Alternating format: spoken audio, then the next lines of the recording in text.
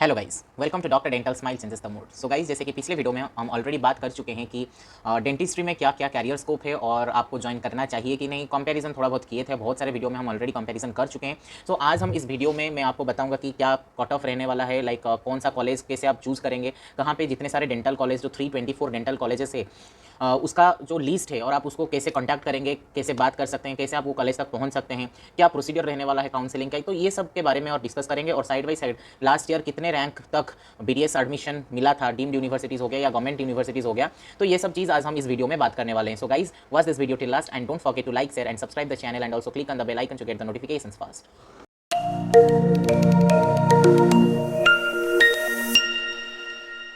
Guys, जैसे कि मैं आपको बताता हूँ अभी लाइव दिखा के कि कैसे आप कर सकते हैं। सो सबसे पहले हम गूगल क्रोम खोल देंगे, वहाँ पे सर्च कर लेते हैं एमसीसी काउंसलिंग 2023। हालांकि अभी तक काउंसलिंग का डेट निकला नहीं है, लेकिन जो ऑफिशियल वेबसाइट है काउंसलिंग करने के लिए वो है mcc.nic.in। तो उसके ऊपर हम क्लिक करेंगे। उसके बाद हमको यहाँ पे लिखा होगा यूजी मेडिकल काउंसलिंग, हम यूजी मेडिकल काउंसलिंग के ऊपर क्लिक करेंगे। सो यूजी मेडिकल काउंसलिंग के ऊपर जब हम क्लिक करेंगे तो हमको वेरियस ऑप्शंस दिखाई देगा, जैसे कि आप यहाँ पे देख सकते हैं यूजी काउंसलिंग स्कीड्यूल 2022। यहाँ पे 22 इसीलिए दिखा रहा है बिकॉज अभी तक 2023 का जो काउंसलिंग का स्कीड्यूल है वो निकला नहीं है। सो यहाँ पे एक इन्फॉर्मेशन बुलेटिन दिया गया है 2022 का। सो उस इन्फॉर्मेशन बुलेटिन को हम डाउनलोड करेंगे और उसको हम समझेंगे। आप यहाँ से उसको इस तरह से डाउनलोड करके समझ सकते हैं। तो मैं अभी आपको दिखा लेता हूँ, ऑलरेडी मैं डाउनलोड करके रख चुका हूँ, तो आपको मैं अभी वो दिखा देता हूँ। तो ये वाला जो स्क्रीन आप देख रहे हैं ये हमारा इन्फॉर्मेशन बुलेटिन का स्क्रीन है।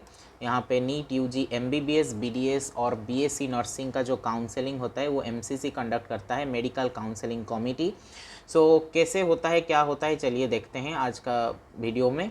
सो मैं थोड़ा नीचे स्क्रॉल कर लेता हूँ। तो आप यहाँ पे देख सकते हैं कि medical counselling committee of DGHS in ministry of health and family welfare, government of India, new Delhi is conducting online counselling for allotment of under graduate MBBS और of BDS seats to the eligible and qualified candidates. इसका मतलब ये हुआ कि जो बच्चे सिर्फ qualify किए हैं, मतलब जिन जनरल कैटेगरी का बात करो, जिन लोगों का 720 से 137 मार्क आया है, वो लोग सिर्फ काउंसलिंग में बैठ सकते हैं। और एससी एसटी और ओबीसी का बात करूं तो जिसका 107 के अंदर मार्क आया है वो लोग डीम्ड यूनिवर्सिटी हो गया, प्राइवेट यूनिवर्सिटी हो गया या गवर्नमेंट कॉलेज में वो लोग एलिजिबल है काउंसलिंग करवाने के लिए। हालांकि 107 में कोई भी गवर्नमेंट कॉलेज नहीं मिलने वाला है, लेकिन ये एक काउंसलिंग शेड्यूल हो गया।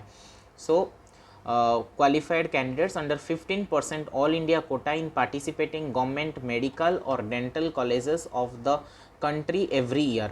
सो बेसिकली क्या होता है ना, जो डीम्ड यूनिवर्सिटीज़ होता है, अगर आपको डीम्ड यूनिवर्सिटीज़ में एडमिशन चाहिए तो डीम्ड यूनिवर्सिटी में एडमिशन पाने के लिए आपको ऑल इंडिया कोटा की काउंसलिंग यानी कि एमसीसी काउंसलिंग में बैठना पड़ेगा। अगर आपको सेमी गवर्नमेंट सीट चाहिए या प्राइवेट, एक प्राइवेट कॉलेज और डीम्ड यूनिवर्सिटी में बहुत फ़र्क होता है। प्राइवेट कॉलेज जो होता है उसका यूनिवर्सिटी जो होता है वो गवर्नमेंट के एफिलिएटेड होता है, लेकिन अगर डीम्ड यूनिवर्सिटीज़ का बात किया जाए तो जिस कॉलेज में आप पढ़ेंगे उसका खुद का एक यूनिवर्सिटी होता है। जैसे कि Kalinga institute of dental science, उसका जो यूनिवर्सिटी है वो है Kalinga institute of industrial technology. So ये एक इम्पोर्टेंट चीज़ आपको याद रखना है, उसी हिसाब से आपको काउंसलिंग में बैठना होगा। उसके बाद जो इम्पोर्टेंट बात आपको पता करना है कि जो बीडीएस या एमबीबीएस के लिए जो काउंसलिंग का जो राउंड होता है वो 4 राउंड में होता है। 4 rounds of AI counselling, that is AI all India quota round 1, all India quota round 2, all India quota mop up round, stray vacancy round. Therefore no seats will be revert back to the participating states after completion of round 2। मतलब जिस state से, जैसे कि मैं अगर SCB medical college का बात करूं, अगर उस कॉलेज में कुछ भी सीट बचा रहता है या कुछ ऑल इंडिया कोटा का सीट अगर वैकेंट रहता है, देन वो अपने राउंड 2 तक वो मतलब सीट जो होता है वो रिटर्न कर सकते हैं। अगर राउंड 2 के बाद हम रिटर्न नहीं कर सकते हैं, लाइक जो एमसीसी है वो रिटर्न नहीं करेगा। उसके बाद honourable supreme court of India in WP in the matter of Karnataka का एक कुछ अलग सा प्रॉब्लम हुआ था, उसको लिए एक कुछ ऑफिशियल नोटिस निकाला गया है। सो सबसे जो इम्पोर्टेंट बात है इसमें याद रखने के लिए, after the second round of counselling for all India quota seats the students who take admission in all India quota seats should not be allowed or permitted to vacate the seats. This should also ensure that very few seats are reverted to the state quota, and also all India quota seats are filled by students from the all India merit list only. The students who take admission and secure admissions in deemed universities pursuant to the second round of counseling conducted by the DGSS shall not be eligible to participate in any other counseling। इसका मतलब ये हुआ कि for example आपको किसी एक deemed university हो गया या प्राइवेट गवर्नमेंट यूनिवर्सिटी या गवर्नमेंट कॉलेज या प्राइवेट कॉलेज में आपको एडमिशन मिल गया, तो अगर आपको एडमिशन मिल चुका है उसके बाद फर्स्ट काउंसलिंग में आपको एडमिशन मिल गया, आप कॉलेज रिपोर्ट कर गए, लेकिन आपको फिर से काउंसलिंग में बैठना, आप कॉलेज को बता देंगे, वो फॉर्म में मतलब लिख देंगे कि नहीं आपको अपग्रेडेशन करवाना है, तो उसी हिसाब से आप फिर से कॉलेज चूज़ कर सकते हैं सेकेंड काउंसलिंग में। लेकिन अगर आपको सेकेंड काउंसलिंग में अगर एक सीट मिल जाता है तो उसके बाद आप फिर से जो कॉलेज है आप उसको छोड़ नहीं सकते हैं और आप और किसी भी काउंसलिंग में बैठ नहीं पाएंगे। एक बार आपको सेकेंड काउंसलिंग में अगर सीट मिल गया किसी भी एक कॉलेज में तो वो आपका फाइनल कॉलेज होगा, आपको वही कॉलेज में जाके रिपोर्टिंग करना है और आप बस वही आपका फाइनल कॉलेज होने वाला है। आप फिर से जाके और दूसरे कॉलेज में काउंसलिंग में नहीं बैठ सकते हैं और साइड बाय साइड किसी भी स्टेट काउंसलिंग हो गया और या और कोई भी अगर काउंसलिंग होगा तो आप उसमें भी नहीं बैठ पाओगे। तो ये जो बता रहा है तो ये स्टेटमेंट का ये मीनिंग हुआ। उसके बाद keeping the above directions in view candidates are advise to take a calculated decision of continuing in second round of all India quota और डीम्ड और central universities as they would not be permitted to resign from second round of AIQ or deemed or central universities. They will also not be allowed to participate in counseling after joining in the second round of AIQ.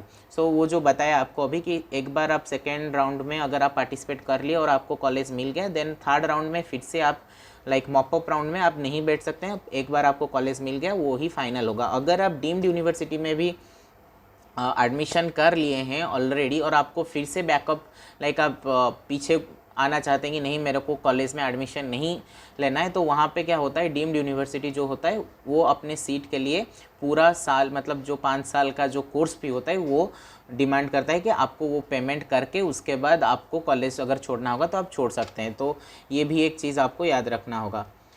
उसके बाद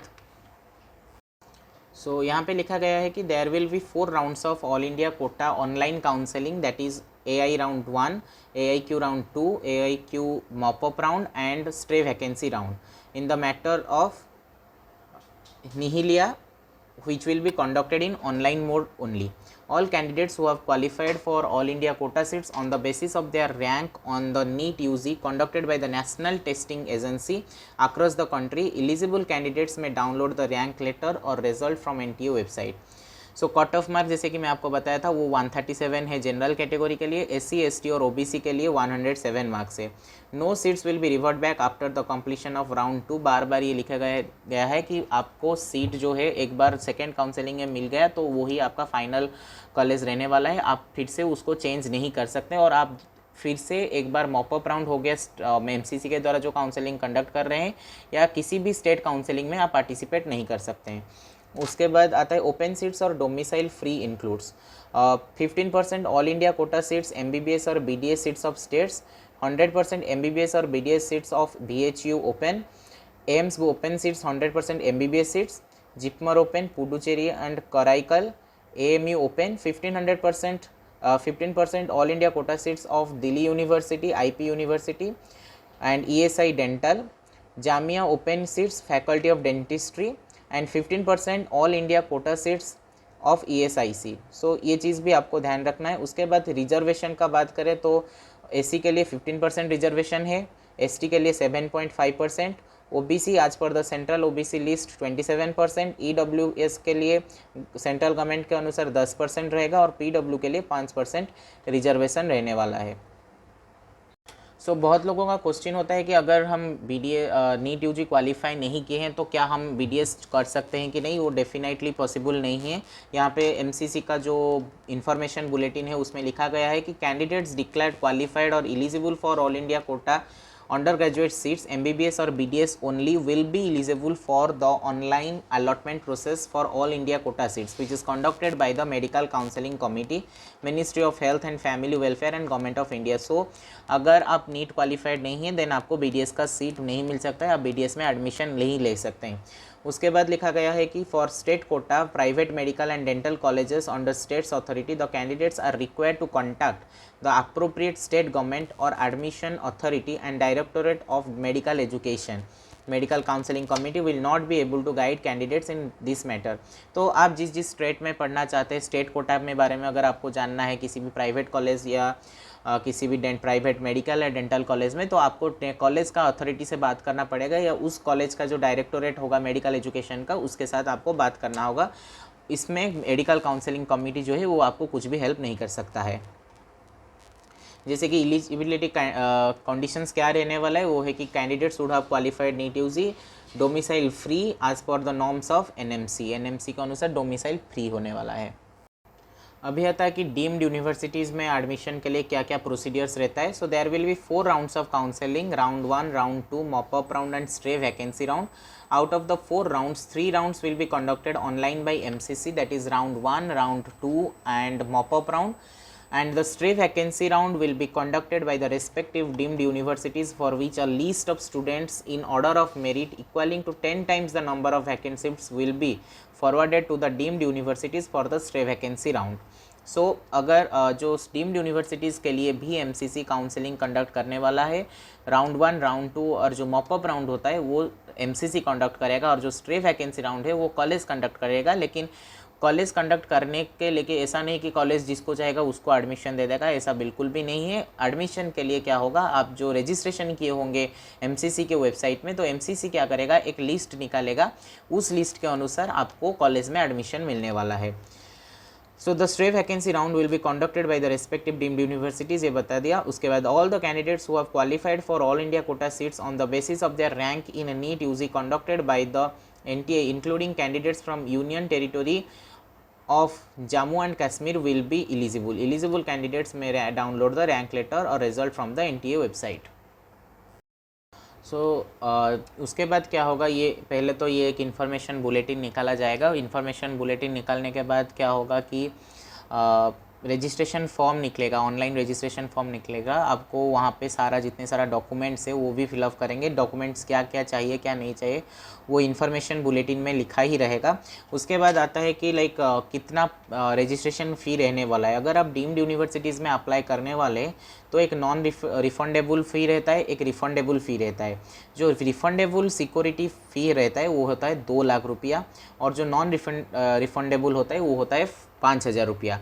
so non refundable में 5,000 rupees आपको देना है और refundable में आपको 2 lakh rupees देना है। 2 लाख रुपीज़ इसीलिए दिया जाता है कि अगर आप लाइक सीट छोड़ रहे हैं लास्ट मोमेंट में, कॉलेज में आपका लाइक कॉलेज मिल गया है लेकिन आप लास्ट मोमेंट में आप वो छोड़ दे रहे हैं, तो उस समय क्या होगा, आपको ये जो 2 लाख रुपया है आपको नहीं मिलने वाला है। लेकिन अगर आप कॉलेज में ज्वाइन कर लेंगे तो 2-3 महीने के अंदर ये जो 2 लाख रुपीज़ है वो क्या होगा, आपके अकाउंट को आ जाएगा। तो ये एक MCC का एक प्रोसीडियर है, वो मतलब आपको फॉलो करना है। सिमिलरली अगर आप गवर्नमेंट कॉलेज में पढ़ोगे तो नॉन रिफंडेबल फ़ी जो होता है वो 1,000 होता है और जो रिफंडेबल होता है वो 10,000 होता है। तो आपको 10,000 रुपया देना पड़ेगा। तो ये है एक इम्पोर्टेंट चीज़ जो पता नहीं होता है। लाइक 2 लाख रुपया लेते हैं डीम्ड यूनिवर्सिटीज़ के लिए जो कि रिफंडेबल है और नॉन रिफंडेबल 5,000 रुपया है। सिमिलरली गवर्नमेंट के लिए 1,000 रुपया रिफंडेबल नहीं है और 10,000 रुपया रिफंडेबल है।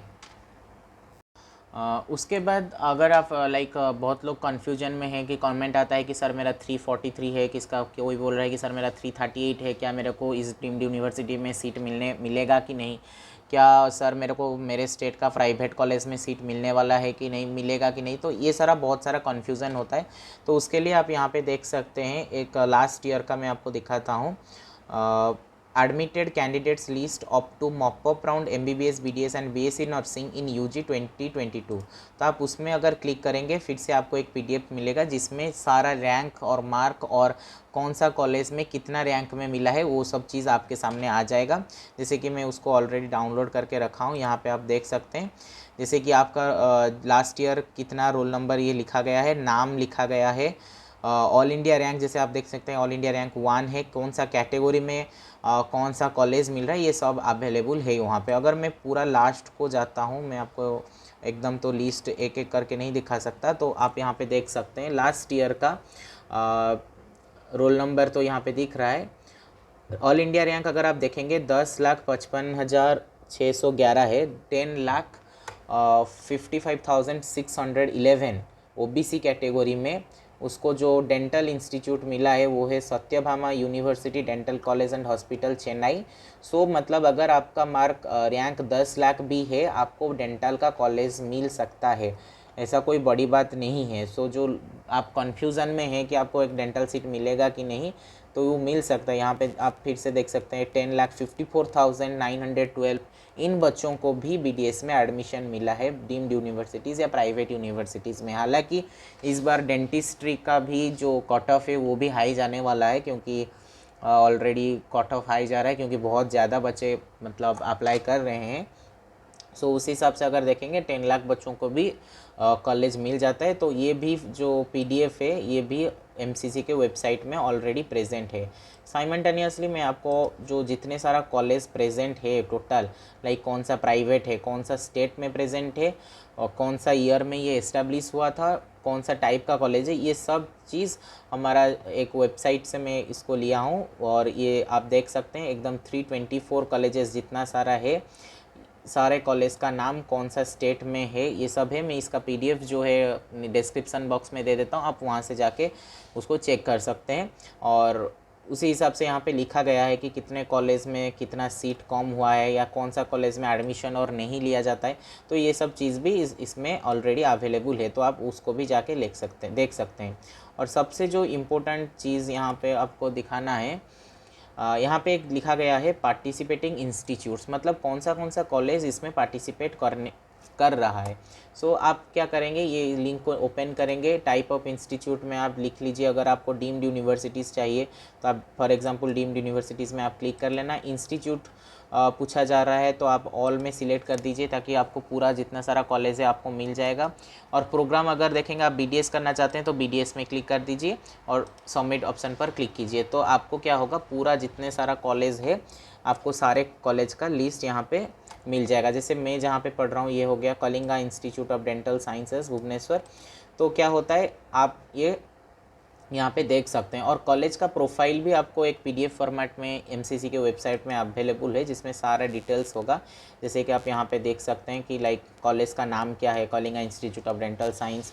मेल करने के लिए या कांटेक्ट करने के लिए ये एड्रेस में आप कांटेक्ट कर सकते हैं। उसके बाद कौन सा स्टेट में है, उड़ीसा में है, पिन कोड, कितना फ़ीस है 5,50,000। हालांकि रियल फ़ीस जो ऑलरेडी मैं मेरा यूट्यूब वीडियो में डाल चुका हूँ कि आपको कैसे Kalinga institute of dental science में क्या क्या फैसिलिटीज़ मिलता है, क्या मिलता है और कितना फ़ीस रहने वाला है, रियल चीज़ सब कुछ मैं बता चुका हूँ। आप उस वीडियो को भी देख सकते हैं, मैं लिंक में डिस्क्रिप्शन बॉक्स में दे दूँगा, आप वहाँ से चेक कर सकते हैं। सिमिलरली आपको लाइक अगर कांटेक्ट भी करना है तो ये सब नंबर्स और उसके बाद ईमेल एड्रेस दिया गया है, आप इस नंबर से कांटेक्ट कर सकते हैं अगर आपको Kalinga institute of dental science में पढ़ना है। साइमल्टेनियसली आप दूसरे कॉलेज का भी आप यहाँ से ढूंढ के चेक कर सकते हैं, ये एक सबसे बड़ा चीज़ है। और उसके बाद रहा कि कौन सा कॉलेज सबसे इम्पोर्टेंट है, लाइक मतलब सबसे अच्छा है अगर आप देखना चाहते हैं तो DCI करके एक वेबसाइट है, डेंटल काउंसिल ऑफ इंडिया। आप वहाँ से जाके NRIF रैंकिंग यहाँ पे देख सकते हैं, NRIF रैंकिंग करके एक अवेलेबल है, आप इसको भी चेक कर सकते हैं। व्यू ऑल क्लिक कीजिए ताकि आपको पूरा कॉलेज का लाइक कौन सा पोजीशन में किस कॉलेज है। सो गाइज़ आई थिंक आप लोगों का जितना सारा डाउट्स था कि कैसे एडमिशन होगा, क्या होगा, जितने सारे डिटेल्स था और जो रियल डिटेल्स है, जैसे कि गवर्नमेंट जो कंडक्ट कर रहा है, काउंसलिंग कैसे कर रहा है, क्या कर रहा है, सो ये सब चीज़ मैं आपको दिखा दिया हूँ स्क्रीन शेयर करके। तो आपको अगर फिर भी कुछ भी डाउट है तो आप कमेंट सेक्शन में ज़रूर बता सकते हैं, नहीं तो मैं आप मेरे को इंस्टाग्राम में फॉलो करके वहाँ पे भी मैसेज कर सकते हैं। जो भी डाउट होगा मैं वहाँ पे भी आपको क्लियर करवा दूंगा। So guys, thank you for watching this video. Also like, share and subscribe the channel and click on the bell icon to get the notifications.